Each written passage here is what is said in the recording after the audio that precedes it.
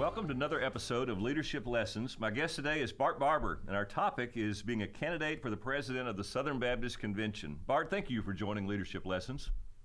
I'm delighted to be here. Thank you for inviting me, Todd.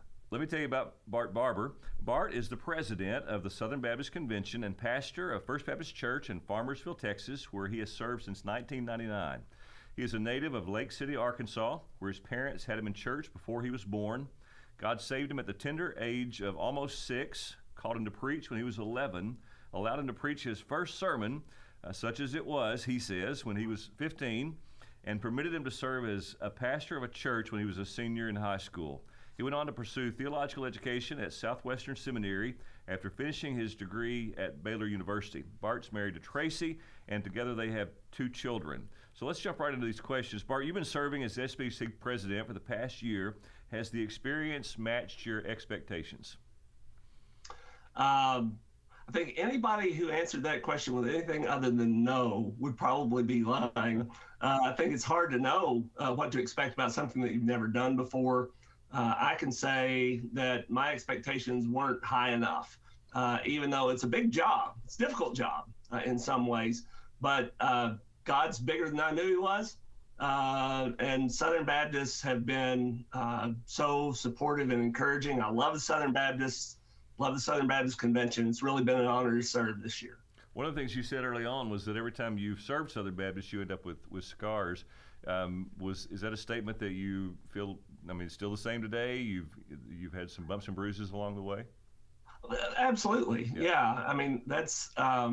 That's always true, I think, for people serving in a context like this, where we're trying to make big decisions and people have a lot of opinions.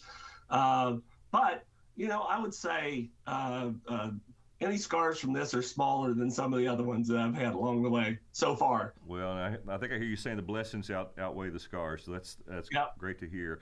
What's one thing that you've learned about yourself and about Southern Baptists during this past year?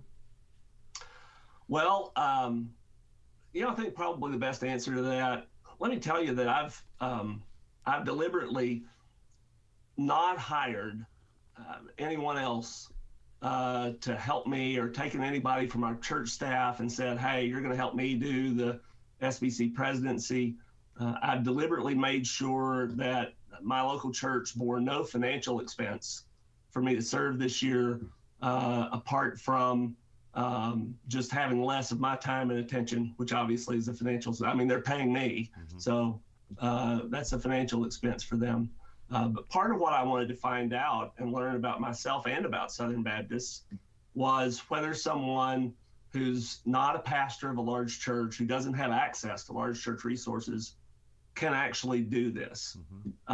If I'm elected again, I may hire a little help in a year or two, having had a chance to prove this. But, so far, so good.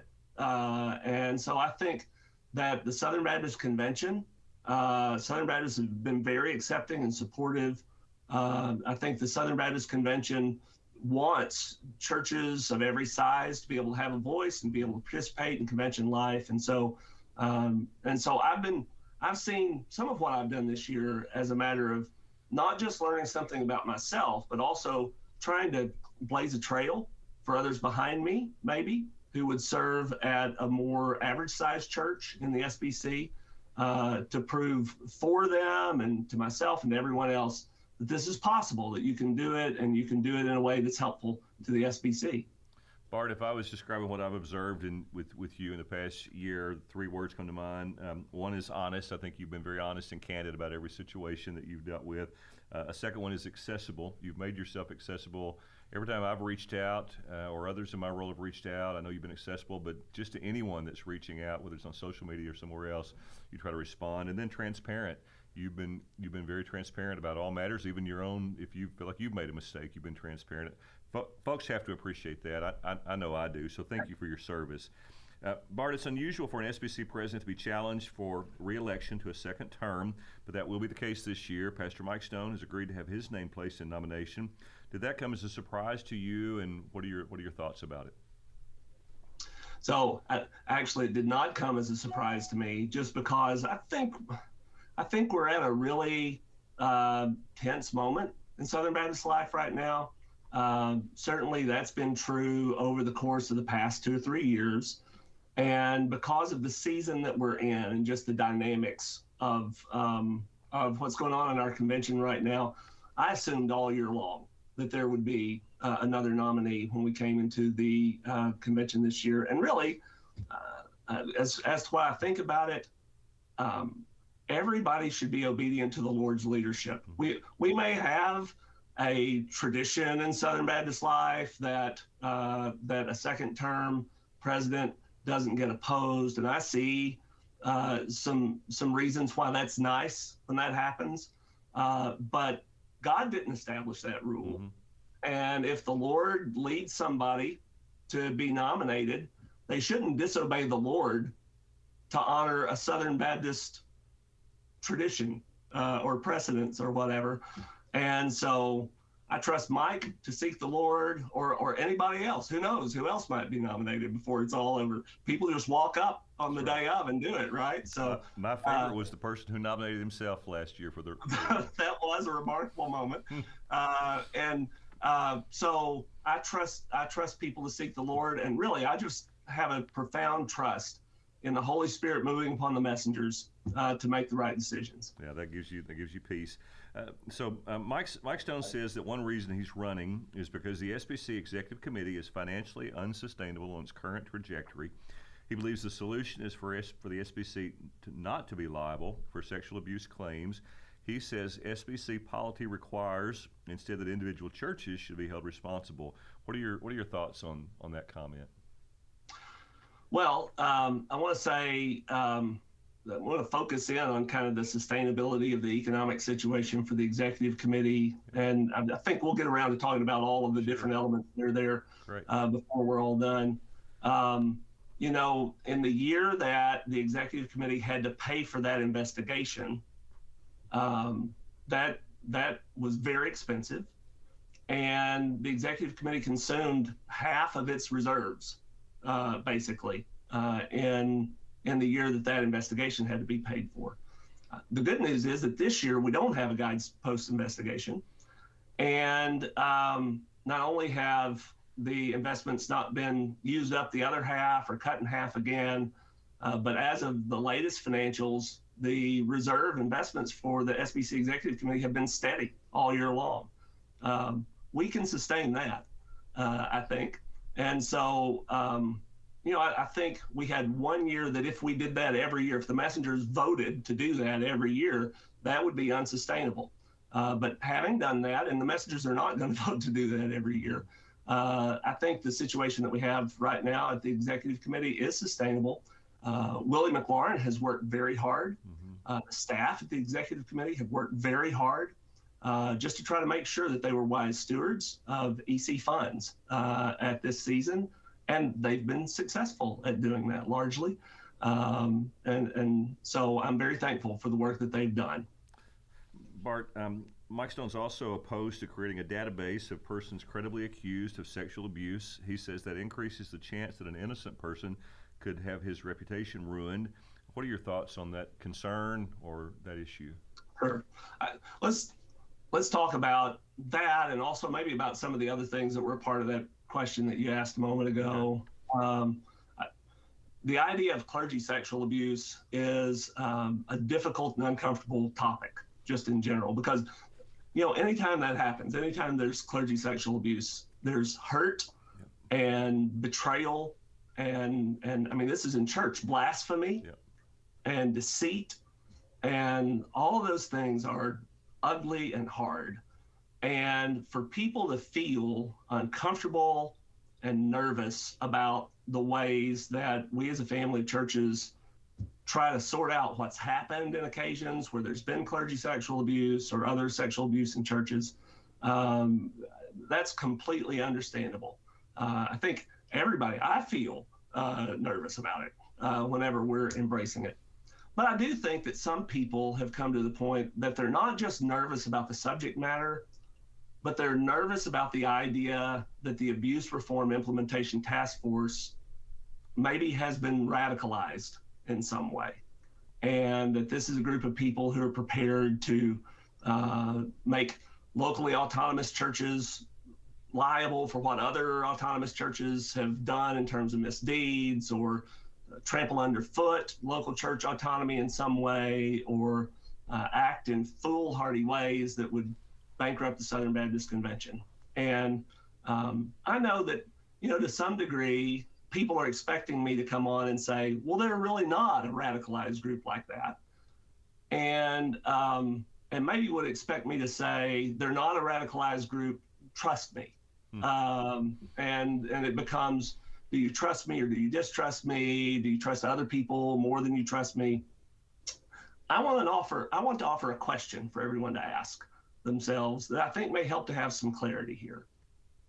If the task force were a radicalized group that wanted to do foolhardy and dangerous things that would harm the Southern Baptist Convention and destroy local church autonomy, if that were true, why haven't they done that already? Why didn't they do that last October? They're not waiting on permission. This is unlike so many committees in Southern Baptist life. The messengers pre-authorized them to do everything they wanted to do. They have pre-authorization from the messengers to hire whomever they want, to set up that database with a 4-part credibly accused definition that the messengers have already voted on. So they're not waiting on anybody's permission to do that. And they're also not waiting on money. They have sin relief funds that have been set apart that they've spent very little of. They've been set apart for them to do their work. And so I think you have to ask the question, if this is a radicalized group with a radicalized agenda who are looking to do foolhardy and dangerous things that are going to destroy local church autonomy and destroy the Southern Baptist Convention, you have to come up with some explanation about what has stopped them so far from doing that. And I want to tell you what it is from somebody who's had a front row seat to see that. I thought really one of the best things, and I think Mike Stone and I would agree about a lot of things, but one of the things that he said that just made me say amen was when he said, as we're trying to decide what our processes are going to be for this sexual abuse response, we need to listen to everybody, including voices that we disagree with. And if you want a task force like that, you've got one. Congratulations, because that is the reason why, as they've made their way along, they haven't crammed things down Southern Baptist throats. They haven't ramrodded through, their decisions. They haven't taken the authority that they have from the messengers and the money that they have from sin relief and said, we're going to throw this authority around, throw this money around, and everybody's going to have to accept what we think is the best thing to do. But instead, they've listened to everybody. Now, they have listened to everybody. They haven't listened only to people who have worries about our responding in ways that some people say would increase liability for the Southern Baptist Convention. They have also listened to sex abuse survivor advocates.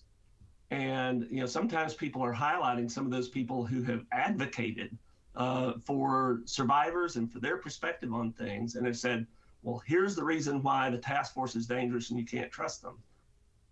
But, really all you can show is that they've listened to those people and listened to other people with the opinions that they had. And these are Southern Baptists who care about these things. Kentucky Baptists will understand this. If you've had a concern that the task force doesn't care about local church autonomy, many of the people in Kentucky who are listening to this will have first learned about local church autonomy sitting in Gregory Will's classroom at Southern Seminary. He teaches about local church autonomy. He's a member of this task force and has agreed with the decisions that the task force has made all along the way. And so I think that this task force cares very much about the Southern Baptist Convention. Even the advisors who are advocates for survivors, I can tell you because I've talked to them, they don't want a database that recklessly puts people on the basis of mere accusation, who turn out to be false accusations, because here's what they know. They know that the moment that a falsely accused person goes on that database, the credibility of that database is shot in a way that's probably irreparable. And they actually want it to work, because the fundamental problem that we're trying to solve here is really, it's as simple as this. Sexual abuse happens at local churches, and our local churches are autonomous. Sex abuse prevention also has to happen at local churches. Those autonomous local churches have to choose to engage in healthy and responsible sex abuse prevention and healthy ministry to people who may have been abused. All of those are things that local churches have to do. The implementation task force understands that the real implementation task force is your local church. And yet, what I've just said about sex abuse prevention is also true about evangelism. Evangelism happens at local churches. Local churches are autonomous. They have to decide whether they're going to be evangelistic or not. The Southern Baptist Convention can't force a single church to be effective evangelistically. There's no possible way to do that. But when a church decides that they want to be evangelistically effective, the Southern Baptist Convention is there when they start saying, we want to be evangelistic and evangelistically effective, but we don't really know how. The Southern Baptist Convention is there to say, look, if you're looking for resources to try to be effective evangelistically, we've got resources that when you choose as an autonomous church to want to do that, we'll help resource you so that you know how to do it. And in the same way, I think our local churches want to be effective at preventing abuse, want to be effective at ministering to people who have suffered abuse.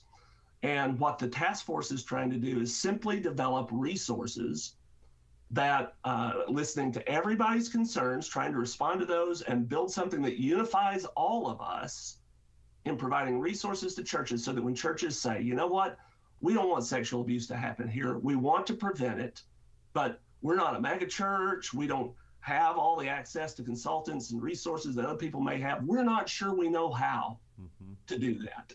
And we hope that the Southern Baptist Convention can provide resources that will enable our autonomous local church to do a better job than we could do by ourselves about preventing sexual abuse. That's the heart of this task force. I think you'll see that at every step along the way this year, they've been very responsive to people's concerns, and they're trying to move toward that goal that we all really share in common. And Bart, what you're describing is true in Kentucky. We've worked hard to equip churches on prevention of sexual abuse from happening in their midst, and even how to care for survivors. And that's a long game, or a long process that needs to be played out over years. Hey, can I say something about that? I know you're about to ask another question, but I want to jump in and say something about that. I think one of the beautiful stories of this year is that while the National Task Force has been kind of a lightning rod and has caught a lot of the controversy, quietly, state conventions have been doing amazing work. Amazing work, resourcing their local churches to be able to prevent abuse. And so I think that's encouraging, maybe to people, maybe some people who have worries about overreaction will be comforted when I say, look and see that the task force, they haven't really knocked anybody over pushing things through.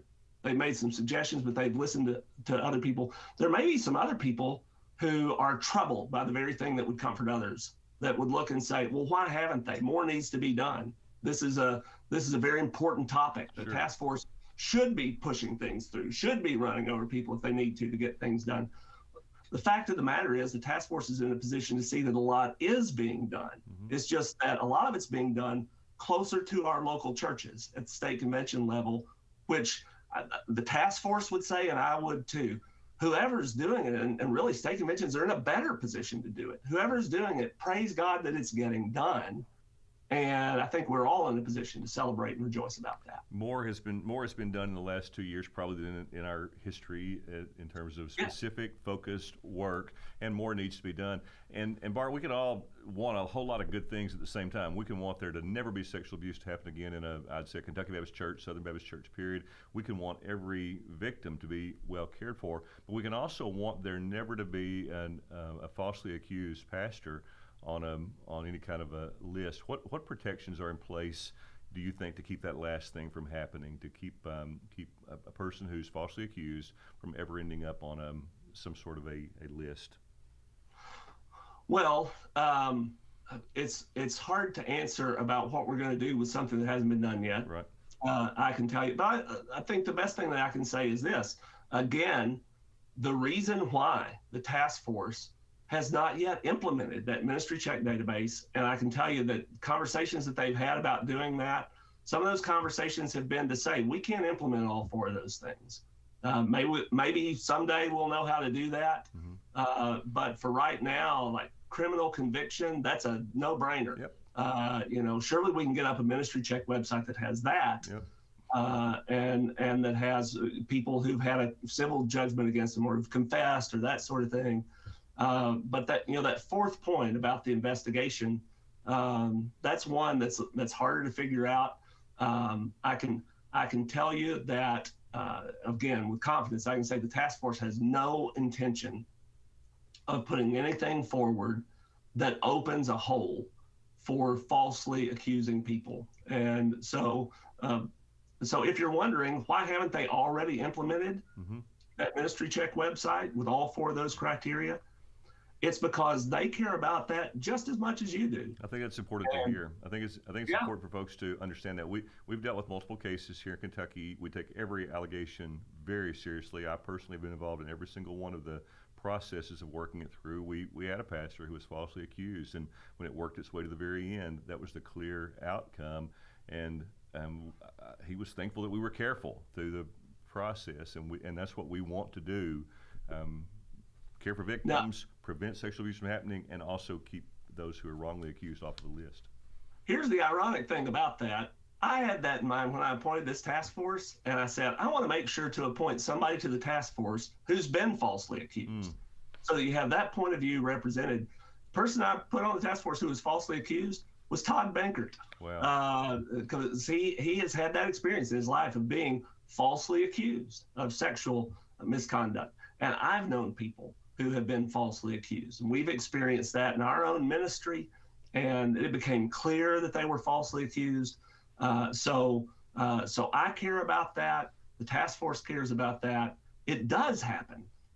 It also does happen that people are really sexually abused. And so all of our local churches want to respond appropriately when people are sexually abused. And none of our local churches want to brand, I hope they don't, want to brand somebody with a false accusation.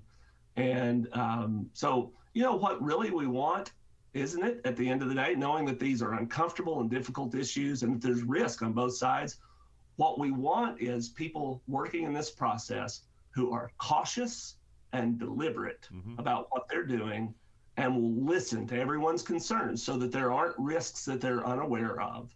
And this task force has exemplified that in the work that they've done this year. And what you're describing requires trust, and unfortunately we are at a low ebb in trust, and I'll ask you at the end what we could do about that. So the Sexual Abuse Task Force, which you appointed, initially chose Guidepost Solutions to create their database. It reversed course after many Southern Baptists expressed concern about the company's support for the LGBTQ agenda. And just in all transparency, we did the same in Kentucky. We were contracted with Guidepost to provide services for us, and then the day their tweet came out, I call it when it seems like decades ago, it wasn't that long, we instantly had to reverse our decision and go a year ago, yeah. Go a different direction. So please give us your take on this controversy.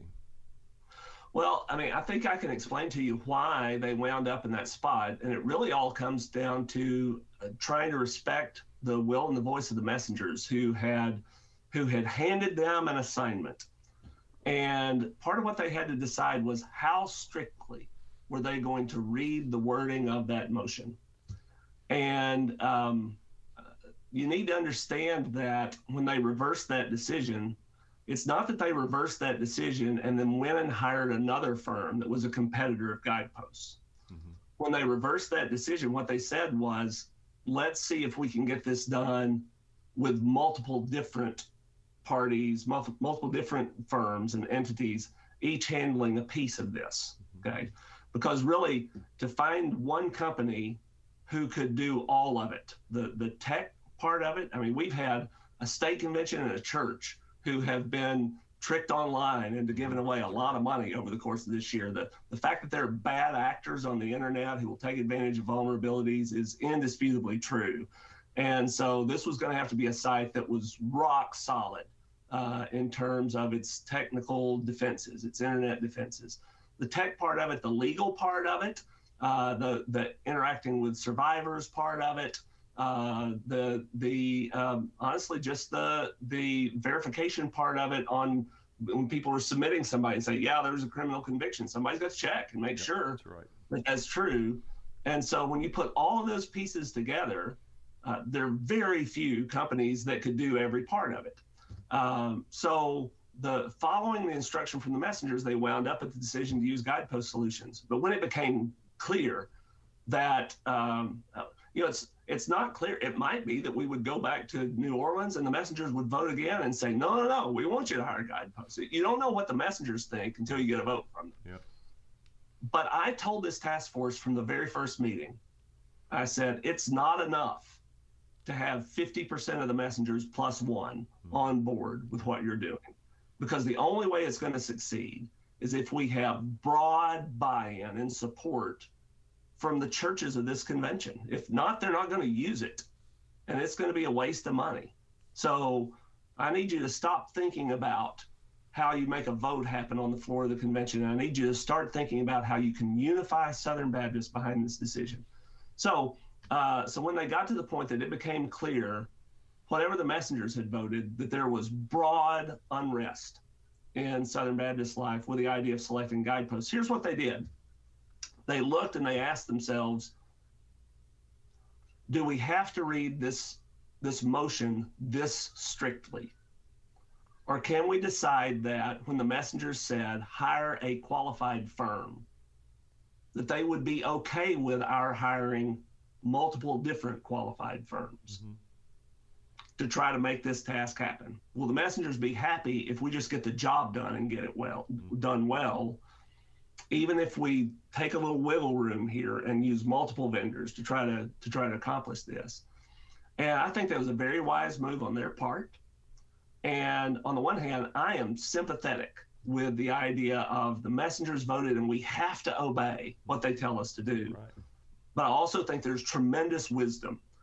And they're coming to a point where they saw that was not a unifying solution, was not going to be able to carry us through as Southern Baptists to the finish line.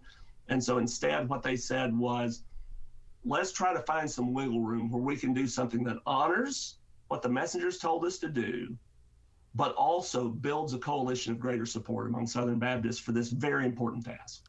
Well, their work has not been easy. You appointed a great group of leaders there, and I'm grateful for their service. I know you are. Bart, you may not be able to say much about this, if anything at all, but can you say anything at all about the status of the U.S. Justice Department of Investigation into the SBC? Well, it's not that I can't talk about it. It's that I would have to speak from ignorance. Okay. The Department of Justice does not generally have a phone call every day with people they're investigating to say, hey, let us let you know how it's going. So I haven't heard from them, and I don't have any kind of an update. We're just cooperating with them for whatever they ask. The SBC is going to be dealing with a lot of thorny issues next month in New Orleans, and of course it'll probably be hot as well. One of those issues will have to do with churches who have female pastors. What's your word to the messengers as they take up these matters? I think Southern Baptists have already spoken to this, the Baptist Faith and Message. One of the things that I've tried to do as president of the SBC, because I'm Baptist, and because I'm Baptist, that means I have a lot of opinions. But I have tried, haven't always succeeded at this, but I have tried through the course of the year only to step up and speak when I've got like a past SBC resolution or a motion that's been adopted by the Southern Baptist Convention or some other way that I'm actually speaking on behalf of what Southern Baptists have said together. Amen. And we have the Baptist Faith and Message 2000. That's right. And I think it speaks to the question of qualifications for the office of pastor. And it says that it's limited to men, it's qualified by Scripture. I regret that we're at a point where there's been some confusion about whether that means everybody who serves in any kind of a pastoral role, or. But I'll tell you this: I'm confident that the messengers have the ability to make those decisions. One of the things that I think has happened since that time frame is that we've seen a lot of developments in Southern Baptist ecclesiology. More people are using the term pastor for more things now than they were in the year 2000. And not only that, but with the growth of elder-led congregationalism and a kind of a different shift, some churches that if you look at like Who Runs the Church is a book that has 5 different views. Anyway, about the leadership of the church, you'll find that there are people in Southern Baptist life who believe in what we might call primary elder congregationalism, that there's really one person who's sort of the pastor, kind of that the angel of the church at Ephesus sort of, Revelation 3 sort of an idea. And but then there are other people who say, well, actually we think that there are multiple pastors, elders, overseers who as a group are working to give leadership to the church. And so I think to say that it's just one person really doesn't make much sense for those other kinds of churches. Right. There weren't as many of those when we were first adopting the Baptist Faith and Message. Now there are a lot more people who are in that model. And so although I know that those changes have introduced some uncertainty, I still think it's pretty clear what Southern Baptists believe. And I think that we've expressed it in the Baptist Faith and Message. I've tried, whenever I've spoken to this, to speak on behalf of the sentiment behind the Baptist Faith and Message and what I think our messengers believe. Instructions I would give to the messengers are just this. Let's love everybody who's involved in this. People who come to different conclusions about this may differ from us, but that doesn't mean that they're not children of God, right. They don't love Jesus, that they shouldn't be treated with love and respect. Yep. And Rick Warren and I see this differently. We've had an opportunity to speak about it face to face. I enjoyed that conversation. I know why he believes what he believes. He and I just come at this from different places. But here's what Rick said, and really I think it's the best compliment that anybody could pay me. He said, Bart, I'm so glad that you're going to be president of the Southern Baptist Convention when we do this appeal, because everybody knows that you disagree with me. But you're fair and respectful and loving. And what that means, he said, is that whatever happens, nobody's going to think that you took a dive so we could win. He said, everybody's going to know when you let me get up and speak and say everything that I have on my heart to say, everybody's going to know that wasn't because the platform was trying to engineer some kind of something. Everybody's going to know that that's just because a fair process happened, where Saddleback could state our point of view and the messengers could hear it and could make a decision. And so I hope that all of us will be respectful and loving like that. We'll listen, because it's not just Saddleback, that will listen to the points of view that come from all 3 of the churches that are coming to make appeals, that we'll pray, that we'll ask God to give us wisdom for the decisions that we need to make, and we'll just listen for the Lord's voice. We also say that in the Baptist Faith and Message, that we believe the Lord, that Jesus is Lord, and that his lordship works through democratic processes as the Holy Spirit informs messengers. So just like I believe the office of pastor is limited to men, I also believe that the Holy Spirit moves through the voting apparatus of good Christian people who are seeking his will. So seek his will, come, cast your ballot, and let's trust God to work out the outcomes. Will those who are appealing the Credentials Committee and the Executive Committee's decision, will they have a time limit on how long they can speak? Will Rick Warren have a time limit? Will he get 5 minutes, 7 minutes? So it's actually governed by the normal rules of discussion. So there's a 3-minute limitation where whoever's speaking on behalf of the church will be able to speak for 3 minutes. And then whoever's speaking on behalf of the Credentials Committee, Executive Committee will have another 3 minutes. Nobody else gets to speak. and then we'll cast a ballot. That's great. To Bart, make our vote. I've heard three potential ways of addressing the issue that we're discussing: female pastors in churches. One has been through a change to the Baptist Faith and Message. Another has been something in our Constitution that would clarify our Constitution better. And then a third is just what we're doing right now, using the Credentials Committee and the Executive Committee and the process that we're in. Any thoughts on any of those three, just very briefly?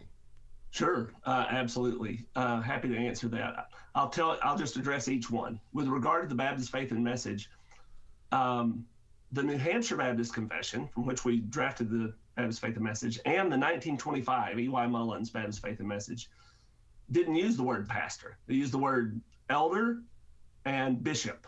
Well, don't like bishop, sounds too Catholic. But generally, we use the word overseer to translate that. That's what the word means. Episkopos means overseer. So elder and overseer. In 1963, Herschel Hobbs, who was a great, amazing, wonderful Baptist statesman and leader, but not infallible and inerrant, I think, Herschel Hobbs led the committee at that time to insert the word pastor into that article, which was good, but to remove the words elder and overseer, which I think made sense at the time. Their rationale was to say, well, you know what, we don't really use those words anymore. Instead, we use the word pastor now. And but look, here we are, we're using those words again. We are. And I think sometime, whether it's this year or later or whatever else, I think it would be helpful for us at some time to keep the word pastor, but bring back in. It's not even new language to our statement of faith that we're making up. It's just bringing back in the language that was there originally, and having all three of those titles there in that article. I think that would help some for clarity on that, and so that would be a change to the Baptist Faith and Message. Maybe even indicate that that there may be more than one pastor, elder, overseer in a church. Not to say that there has to be. But it reflects the reality of our churches, doesn't it? That some of our churches believe that you should have more than one, and some of our churches believe that one's enough. And so the Baptist Faith and Message could be a little more clear on this, and I think older language that we abandoned once upon a time would really help us to put clarity together on that. But I don't have the authority to do that as president of the convention. I'm just sharing my opinion. As far as the Constitution goes, I think that, and I've spoken about this some in other contexts. I think there is an accidental problem created in our Constitution and bylaws. I've told people, it's kind of like the house that I came home to for the hospital that I spent my early years in. To get to the bathroom, you had to go through 2 different bedrooms because that's the way people would build in rural Arkansas, shotgun houses. You wanted a room, you'd add a room on, and you just connect it wherever you could. And you just did that a piece at a time. And the situation you wound up with was if a guest came over and needed the restroom, you had to lead them through 2 bathrooms to get them into that restroom. So thankfully, when I was 6, my parents said, you know what? We should put together an actual plan and remodel this house and see if we can come out with a way that you can get to the bathroom without going through all this stuff. And so they did that. As well as I do, that constitutions, bylaws, they need that periodically. Time to sit back and say, let's think this through and make sure that everything's doing what it's supposed to do. We have Article 3 that, in a stroke of genius, a very good thing, is worded vaguely, deliberately, to leave room for the messengers to apply it however they want, so that you can say closely identify with the Baptist Faith and Message. What does that mean? It means whatever the messengers vote to say it means in 2023 or 2024, 2024. That works great. That's an amazing way for things to work. But then we came back later and we added a Credentials Committee in Bylaw 8. And when we did that, now it's really no longer in the messenger's hands. Now, every time somebody gets referred to the Credentials Committee, they have to make a determination about them if there's a doctrinal problem that's put before them. And to do that, whatever blanks we left to be filled in Article 3, they have to fill the blanks in. They have to do that. And I really don't think we got there on purpose. I really don't think that's the way we want to do it. And so I think any combination of the Baptist Faith and Message, Constitution, bylaws, whatever else, any combination that we have that gets us back to a point where the messengers get to decide about the bounds of cooperation in the SBC. Anything that we do that accomplishes that, I think, is healthy. We could do that by changing bylaw 8 and getting away from a situation where the Credentials Committee has to make those calls and make sure that we get, maybe they can investigate some or whatever their role is, but the messengers are the ones who make a decision about disfellowshipping in the end. Or, we could do that by letting the messengers pre-stipulate in Article 3. Here's what we want to disfellowship over. Here's what we don't want to disfellowship over. You guys go and apply what our will is. But I do think that in the end, we want to get back as close as we can to a circumstance that worked great for us from 1845 until not long ago. Mm-hmm. And that is the idea that we can trust the messenger body to respond to situations where there's a problem with a church and decide whether they're cooperating or not. That's what it comes down to with Baptists, isn't it? Bart, you've been very generous with your time, but for the second time, I'm going to combine a couple of questions here. So, man, you're a cooperative program champion. You probably have a tattoo somewhere of the cooperative program newest updated logo. Your church is, I think, 12%, but you appointed 4 members of the Committee on Committees with CP giving of under 1%. So these are folks who are making decisions about Southern Baptist life. They're making decisions about folks who are overseeing cooperative program dollars. So help us understand why you're putting those folks on committees. First of all, I want to tell you that I'm not as big of a champion as you think I am, because actually we're 10%. Okay. And the reason why it looks different is because whatever our undesignated receipts are in December, we'll pay cooperative program on that in January. Okay. So there's a 1-month lag, and so you cut off any year, it may mismatch a little. Mm-hmm. Okay, but we give every month, we give 10% through the cooperative program of what we received the month before, and FBC Farmersville is really generous. Now, to talk about the other thing, I think it's important to highlight that churches decide what they're going to give through the cooperative program. Mm-hmm. Individuals are appointed to positions of leadership in the convention. And I just want to tell a story about myself. I am a cooperative program champion. I always have been. First church I went to after I got married, we went to a church and started serving and discovered when we got there that they were giving 0% to the cooperative program, not one thin dime. And there was a reason why. The pastor who just left there had split the church. He went independent Baptist. Mm-hmm. He spent 3-4 years at that church trash talking the Oklahoma Baptist, the Baptist General Convention of Oklahoma, trash talking the cooperative program, trash talking everything about Southern Baptist life. Even the people who didn't leave with him and split the church to go and join that independent Baptist church still had been tainted by that. And so 22 years old, I marched in and decided, well, I'm going to change this and get us to give through the cooperative program. And I decided I was going to do that in year 1, Todd. Mm-hmm. Would you like to make a prediction about how that went? Probably not. That did not go very well. So much so that I went to the director of missions, this guy I knew and respected very much, and said, you've got to find me another church. And he said, why? And I said, I'm a student at a Southern Baptist seminary. My tuition is being underwritten by people who are sacrificially giving through the cooperative program. And now I find that I'm the pastor of a church that won't support the cooperative program at all. I cannot with integrity be a pastor of this church and be a student like that at a Southern Baptist seminary. And he said, will you take a deep breath and sit down? You are going to have a lifetime of ministry to support the cooperative program and to support the Southern Baptist Convention. And you don't agree with what your church is doing, and you're brand new in leadership there, and you have a chance to be an influence in that church, and don't make a reactionary decision, okay?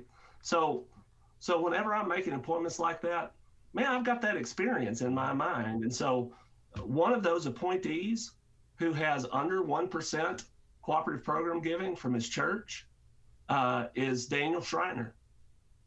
He's in a church in Oregon. His dad is paid by the cooperative program. He's a supporter of the cooperative program, but he's not senior pastor. I don't know how long he's really been at that church. And so he's in a situation where you have to find people to serve on the committee on committees who will pay their own way to go to New Orleans from Oregon to serve on that committee and to do what they're supposed to do. And he's all in personally and supportive of the cooperative program. He's just in a context where right now, at this moment, he's in a church that's not supportive. Talked to another guy about this, and he's in a church that has been historically very supportive of the cooperative program, double digits for years and years and years. And the church nearly went bankrupt. They're in an economic crisis, and they're trying to rebuild and to put everything together. And they came to the point. They made the painful decision. They said, you know what? In fact, he's even surprised when I told him that you had 0.8%. He said, I didn't think we had anything.